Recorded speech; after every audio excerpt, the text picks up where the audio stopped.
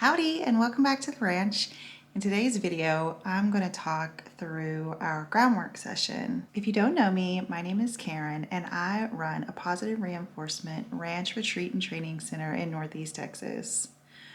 I have a dog boarding and training kennel and I am focusing on my growth and development in learning how to train horses using positive reinforcement. We also have a small herd of longhorn cattle. So thanks for watching, and if you're interested in this type of content, go ahead and subscribe. I put out videos as frequently as possible, but running a ranch with 21 of my own personal animals plus the boarding animals gets a little bit busy, and so our schedule is not always the same day to day. Thanks for watching. I hope you enjoy.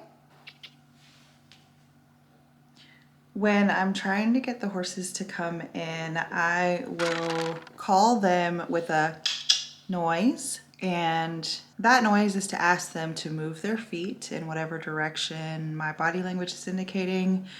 When the horses look up at me, I like to cluck and then offer them reinforcement. These horses were at a distance, and so I was dropping reinforcement in the bucket. And then before we get Bacardi in the round pen, I gave George a little bit of alfalfa in his bucket so he would have something else to do and being reinforced for coming towards us.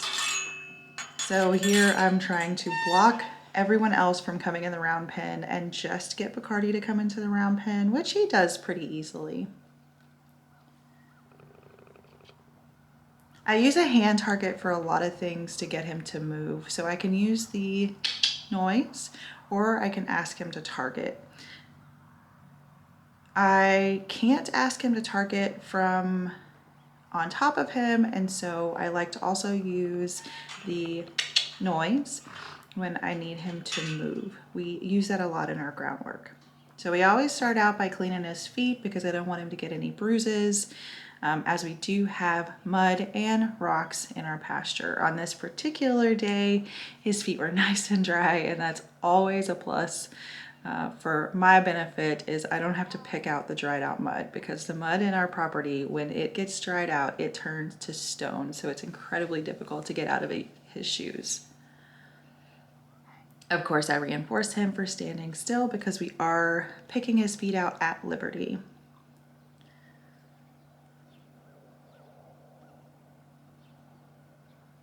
Although I'm not going to be mounting him in this training session, I like to use the mounting block in our groundwork training sessions so that he gets more comfortable moving around the mounting block. In this session and in previous sessions, he has told me that he prefers to have his right side lined up with the mounting block. So I start with trying to get his left side on the mounting block, but I know that this is a less comfortable position for him. And so I'll also ask him to put his right side on the mounting block. And anytime I'm going to put my weight over him or my body over him, I'm going to ask that his right side is on the mounting block because that is what he has said is more comfortable for him. I like to add in some scratches as an alternative to a food reward. And I'm just looking for that special scratchy spot. And he's looking for treats in my hand. We also work on our stretches. So I'm standing next to his side and he's stretching his neck around. So I'm going to go ahead and give him a treat for that. And this is so cute. I'm asking for a bow and he paws the ground and lifts his leg. That's something he's never done before, and it is so precious. I do like the progression to a bow. I do believe that a bow is going to require him to lift that front leg and shift his body weight back. And so it's a nice little progression from where we started. We started with just reinforcing his nose, coming down in between his legs, and he has progressed that behavior on his own. So now I'm just moving to a different place in the round pen and asking him to come to me with a target. When I taught him to take food rewards, I taught him that I was going to walk into his chest after a cluck, and so it gets his mind to start thinking back when I'm going to reinforce him. .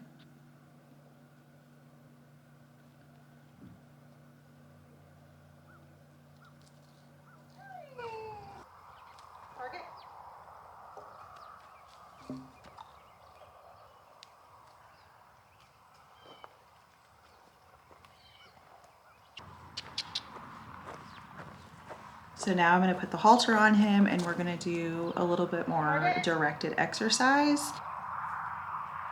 The first thing that I'm doing is I'm asking him to come to me for reinforcement. When given the option of doing exercise at Liberty, Bacardi would much rather revert to going to the outside of the round pen, and if there isn't a round pen, he will just leave.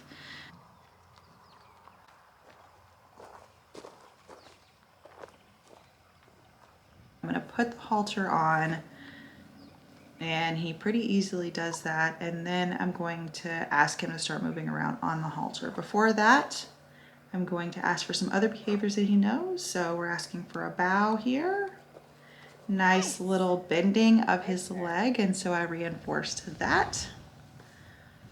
And now I'm just going to ask for some lead rope pressure bending of his neck. So he did really good turning towards me, and he wasn't quite sure what to do when turning away from me, but I went ahead and reinforced the slightest try. So here we go, out on a small circle. I am using my small whip that I use for Liberty, just for continuity of cues.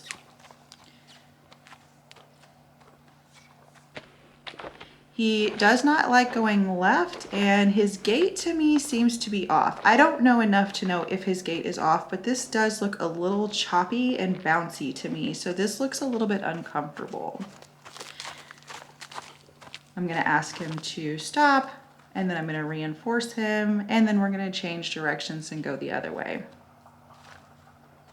He's still learning the whip cues of changing direction in close proximity. He's pretty good when he is at a distance, when he's out to the edge of the round pen, but when he's in close proximity, he's still learning.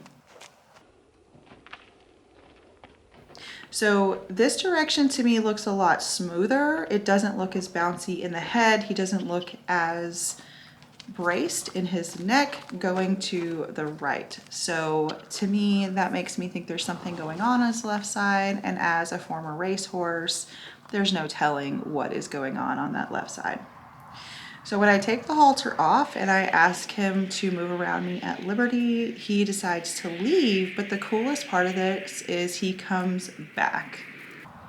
So he left, he thought about it, and he came back over to me. I'm gonna reinforce by dropping the whip and then giving a food reward. Target.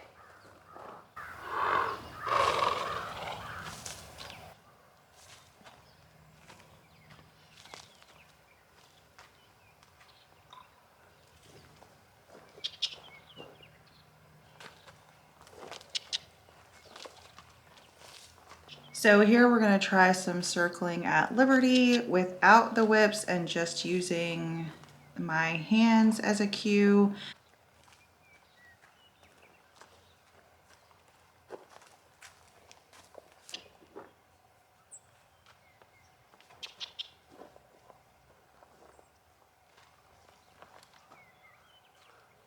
He's got his ears back here and he turns his hip to me, so that clearly was making him uncomfortable. But a thing to note is it was on his left side. He immediately comes back and presents his right side to me.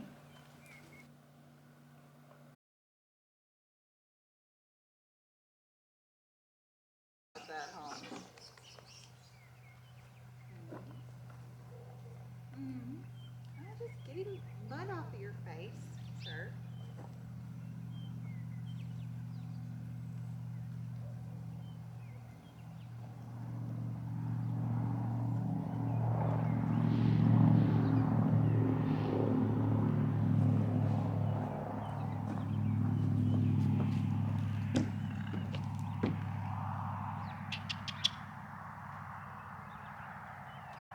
Just to change things up, I'm going to go back to the mounting block.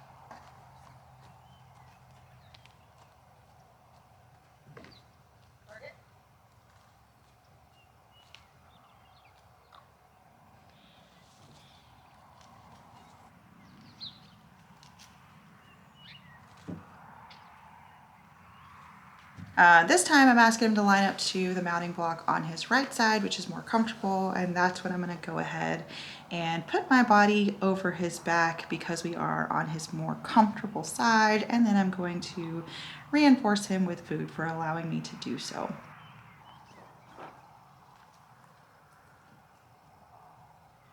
I like to listen to music when I'm doing training, so you'll see that I'm wearing my headphones through most of our training sessions.